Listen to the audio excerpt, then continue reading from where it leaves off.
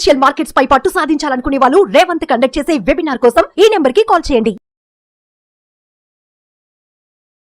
నమస్తే, welcome to Suman TV. నేను విష్ణు. ప్రస్తుతంతో పాటు సీనియర్ స్టాక్ మార్కెట్ అనలిస్ట్ జీవి సత్యనారాయణ గారు వారితో మాట్లాడదాం. సార్ నమస్తే. సార్ నమస్తే. సత్యనారాయణ గారు, మన ఇండియన్ స్టాక్ మార్కెట్స్ కి మంచి రోజులు రాబోతున్నాయంటూ కూడా నిన్నటి నుంచి వార్తా కథనాలు వెలువడుతున్నాయి. అవును, అంతర్జాతీయ బ్రోకరేజీ సంస్థ CLSA మళ్ళా మరొక్కసారి మన భారత మార్కెట్ల వైపు చూస్తుంది. చైనా నుంచి మళ్ళీ యూటర్న్ తీసుకుని మళ్ళీ మన భారత మార్కెట్లలోకి అడుగు పెట్టాలంటూ కూడా అవును, వార్తా కథనాలు నిన్నటి నుంచి పెద్ద ఎత్తున వస్తున్నాయి. అది కూడా ట్రంప్ గారి గెలుపు నేపథ్యంలో ఇదంతా జరుగుతుందంటూ కూడా వస్తుంది. కాబట్టి వార్తలు అంట ఏంటి అసలు ఆ మంచి రోజులు, ఈ CLSA అంటే ఏంటి, ఎందుకు ఇది మళ్ళా యూటర్న్ తీసుకొని మన భారత మార్కెట్లలోకి ఎంటర్ కాబోతుంది అంటారు? ఓకే.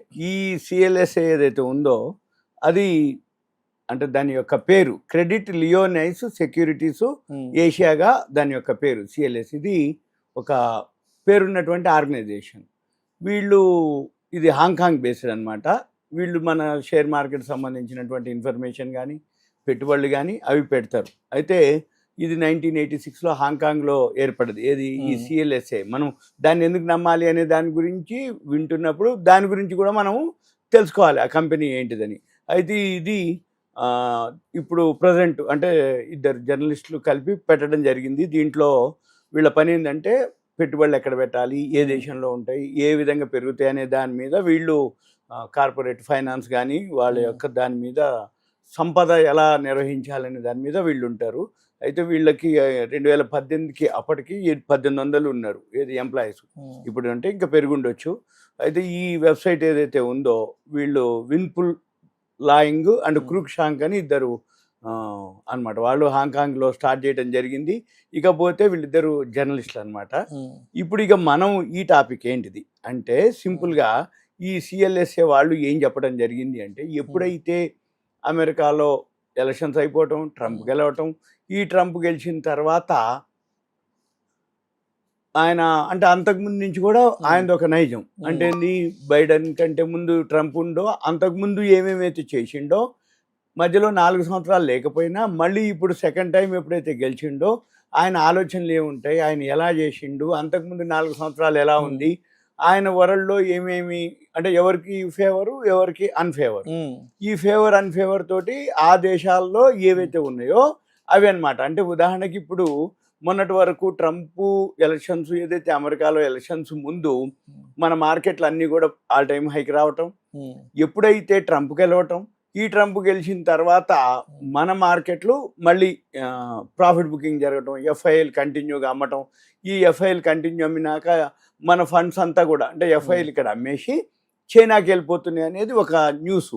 ఆ న్యూస్ తోటి మళ్ళీ చైనా మార్కెట్లు అయితే ఈ మధ్య మళ్ళీ చైనా మార్కెట్లు కూడా ఫాలో అవుతున్నాయి.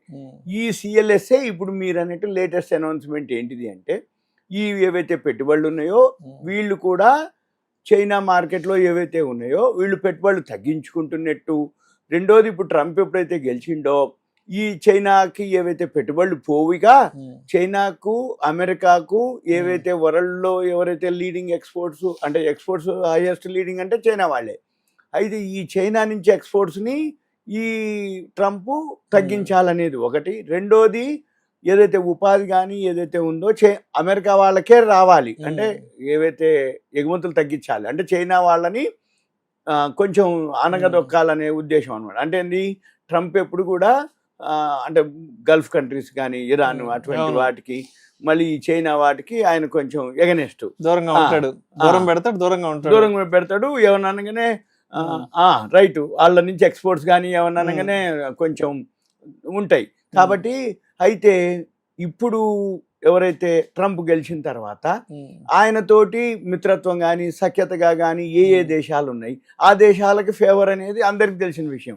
అయితే ఇప్పుడు మనకు ఎందుకు పాజిటివ్ అంటే ఎప్పుడైతే ఎలక్షన్స్ అయిపోయినాయో FIL అమ్మటం మొదలుపెట్టిర్రో మళ్ళీ చైనా కనుక స్లో డౌన్ అయిపోతే మళ్ళీ ఆ ఫండ్స్ అన్ని పోవాలి, అమెరికా కన్నా పోవాలి, మనకన్నా రావాలి, మనకే వస్తాయి అనేది. ఎందుకంటే FIL కంటిన్యూగా అక్టోబర్ మంత్ సెల్లింగ్ చేశారు, నవంబర్ మంత్ ఇప్పటి వరకు కూడా. మొన్న ఇప్పుడు మనం నవంబర్ 16 మనకి గురునానక్ జయంతి శుక్రవారం సెలవు, గురువారం వరకు కూడా నవంబర్లో 14వ తారీఖు వరకు కూడా అంటే నెల 15 రోజులు సుమారుగా కంటిన్యూ అమ్ముతూ వచ్చారు.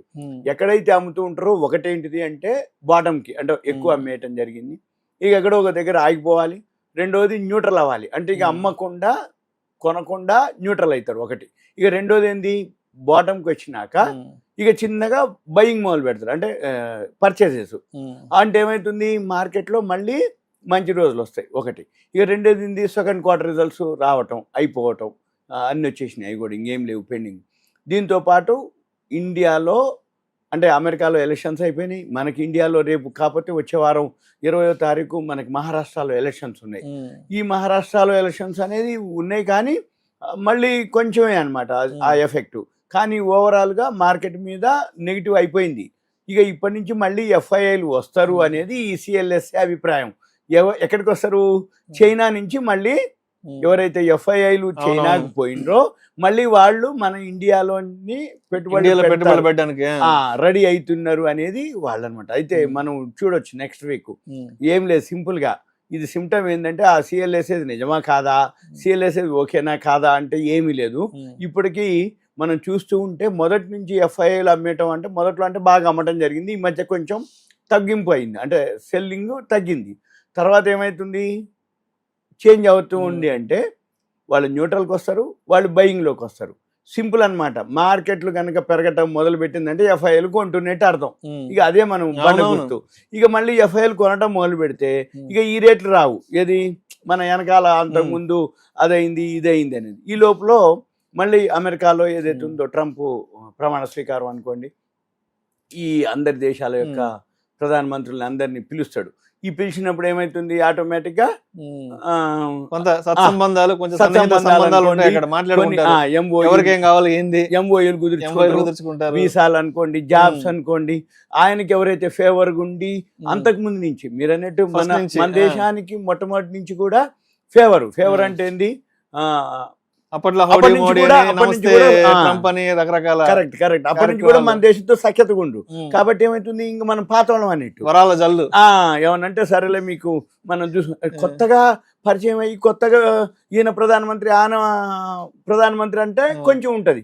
ఈయన సీనియర్ ఆయన సీనియర్ అంటే మోడీ గారు అంతకుముందు ఉన్నాడు, ట్రంప్ అంతకుముందు ఉన్నాడు. ఇప్పుడు ఏమైతుంది ఏమనంటే ఓకేనండి అది గుర్తు తెచ్చుకుంటారు తెచ్చుకొని మనం ఎవరికేం కావాలి ఏంటి మీకేం కావాలి అంటే మళ్ళీ మనకి మార్కెట్ కి మంచి రోజులే మొత్తానికి వస్తాయి, మార్కెట్లకి వస్తాయి.